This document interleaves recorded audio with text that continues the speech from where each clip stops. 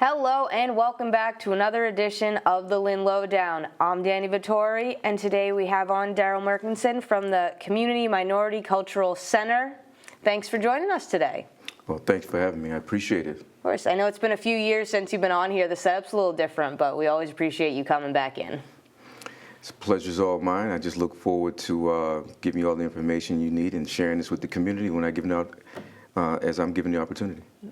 And we were even talking about before we came on air, the CMCC. You have a long history with it. You used to go there, you said, as a teenager, young person, and now you're helping to run it. So it's really been full circle for you. And can you maybe explain a little bit about that journey?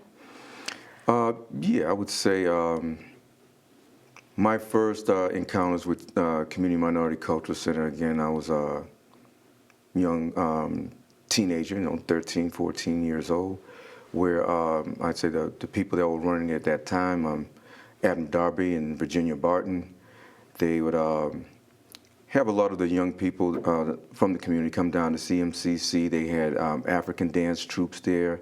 They had drum and bugle corps. Wow. They would take us on field trips and teach you about Black history and culture at CMCC. So again, that's going back to like 1973, 74. Wow.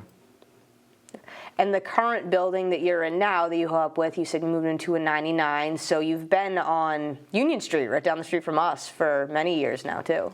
Yeah, CMCC was originally, the original space was at 33 Sutton Street, where now it's occupied by the Latino Business Association. If you know where Rossetti's restaurant is, just on the other side of Rossetti's, the opposite end. CMCC was there, much smaller space. But to my knowledge, CMCC moved from that space because of they were looking just to expand, and it was an old department store called Empire right there on our current 298 Union Street. Had gone out of business, and the owner actually donated the building to CMCC, and I'd say the directors at that time took on this ordeal to get a larger space, but they had to take out improvement loans to change and improve and update the building. And that brings us to where we are right now. CMCC started there in 1999 to present. And would you just be able to give a quick overview of what the main mission of the CMCC is? The mission of CMCC is to uplift the community, the minority community in general, because it actually started back in 1971 through a program called the Model Cities Program, where urban renewal was taking place throughout the city in an area they call like the Brickyard, where a lot of immigrants and African American people lived in that particular area. Yep. So the mission of CMCC was to create job opportunities for them, housing, culture, all these to improve their quality of life, even give them information about voter registration, voter information, again, how-to type of things, which I'll get into later, which we're trying to do now. Yeah. Let people know about financial literacy and things of that nature, just to eliminate blight all over the city, particularly in those areas called like the Brickyard. Okay, yeah, makes sense. And you've been with them since, you said, what, 2016 or so? Yes. Yes. And from the beginning, the CMCC was actually came out of the, I would say, an idea or a concept formed by the North Shore NAACP, which created CMCC. Oh, okay. I see you. Because again, trying to help people improve their quality of life with education and job opportunities, business opportunities, housing, things of that nature. Which you're carrying forward through to today. You're saying you even had interns last summer from one of the local high schools. You know, you're really carrying that forward. And so what are some of the current programs that you're offering? Right now, looking into like those things we just mentioned, we've done it over the past few years. We've had how-to seminars on how to buy a home, healthcare, voter registration, voter information. We've had candidates nights there. Just looking for different ways to do outreach and give people information on how they can improve their lives. And again, it's about eliminating joblessness and hopelessness to people and give them hope and just a brighter future for them and their children. And all the issues you just mentioned too, they can be so complex, have so many moving parts, it can be really overwhelming. So it's great that you are giving them a space where they can come and ask these questions that they may have. Yeah, I'd say that's probably the most important thing. You may take for granted that people know all of these things, right? Right. How to balance their checkbooks, how to make a budget, things of that nature. Where do you go to start a business? How do you get funds for that? Mm-hmm. How do you even acquire a home for yourself? All these things that may be, pretty basic to a lot of people. They're not basic to everyone. Yeah, exactly. In particular, people in the minority community. So you're really extending it out to them, and especially you said for Black History Month, which was last month, you said you had 15 events in 28 days. So Correct. That was a marathon. You went for it. Yeah, we did. We thought about it for a minute. The reason why it actually it ballooned until, and again, I'm going to say it ballooned because no one else is doing this. Yeah. No, I challenge anyone, any other group anywhere to say they've done 15 events in 28 days. So the reason why it kind of bloomed into that, because when we were doing the planning for this, we've had events most of our events were scheduled for the evening when people got out of work and got out of school. Yeah. And then one of our board members brought it to my attention that it also fell during school vacation week in February.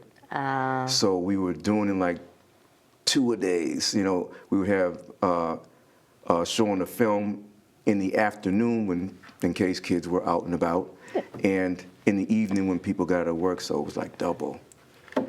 And that was it was really that was really centered around the films that we did like twice a day. Oh wow! And mostly it was me. So you saw a lot of films. I did. I saw a lot, and I learned as I was teaching. Because again, repetition. You're learning things too. And I know you had the jazz night that I remember I went to, where you were able to show off the paintings and then your magazine exhibit as well, which is very impressive that you have there. Yeah, that's something we're really very proud of. The event you're speaking of, we had a jazz and art exhibit. Yes. Along with our one of our what we call our ongoing exhibits is our Ebony magazine photo exhibit that shows you and illustrates many African American people as well as events as portrayed in Ebony magazine. That is iconic photographs of events and people. That you even said you got from, because the magazine doesn't exist anymore, so a lot of what you got from your members who maybe saved them. Correct. Wow. For people who aren't aware, Ebony magazine is now defunct. It's no longer in existence. But it had been a staple for the Black community for many, many years for information and history and knowledge of many different things. So there was many stories as well as the photographs were taken in Ebony magazine. But now that it's been, let's just say defunct, it's no longer in publication, those original photographs from Ebony magazine were purchased by a museum that's now in Chicago, has the original photographs. But in those particular magazines, all of those photographs were there for many years, and people had saved them over time. But like anything else, you might have Time, People magazine, whatever it is. You have these things, but you don't keep them. It's not for very long. You keep them for a while, and then people throw them away because you can't just keep all of this stuff, right? No, you can't have all the stacks. Some people did. They were fortunately, I'd say, for us and for I'd say the community as a whole. Some of our members did keep some of those magazines, and we were able to go through them and take out some of the memorable photos as they're categorized. And we've mounted them and put them in frames, and people can come and see them and realize the value that it has for Black history.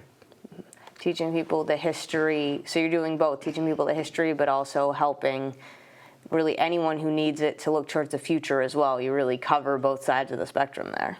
Absolutely. We do the best we can with that. Because a lot of the issues that are brought up within the magazine in which they illustrate are still relevant today. Yeah. And they show some of the iconic people that took on these struggles and battles and what they had to go through, and they have their photographs there showing what they've done. And there's usually, there was, not really usually, but always, there was a story behind the photograph and telling you exactly what's happened there, what the challenges were. Yeah, give you the entire history for sure. And I know I do have to wrap up in a moment, but I said thank you again so much for coming on. But was there anything else that I hadn't mentioned that you wanted to make sure we touched upon? Well, I would say one of the main things I'd like to touch upon briefly is that CMCC is in a constant, I'll call it a struggle, to just maintain and update our facility so that we can do more outreach to people and offer them spaces in which to come to have events there themselves, and as well as us providing different programs for them to come to. We need I would say a nice workable, livable, and viable space that's updated, that they would feel comfortable in, and they feel just able to access. So we're working towards that. So we look for all the support we can possibly get, which we have been getting from the city. They support us in all the things we're trying to do and give people their information to improve their lives. So CMCC is moving forward, and we look forward to many more years of helping and upgrading the lives of our community members. And I said, based on the events that I've seen, I'm really excited to see what the future holds for you, and I can't wait to see what other new exciting things that you're coming up with. And likewise, we as well, we anticipate having a great year. We're planning some things for the spring and moving into the fall, along with continuing our upgrading the building. Awesome. That all sounds great, and thank you again so much for coming on to share it with our community. And I thank you for the opportunity, and again, every time we're looking to have something, Lynn Cable TV has always been there to support us, so you'll be hearing more from us. All right, I'm excited. I'm looking forward to it, and you heard it here first. Check out here to stay updated on all the events happening throughout the city. But once again, I'm Dani Vittori. This has been the Lynn Lowdown, and we'll see you next week with more guests.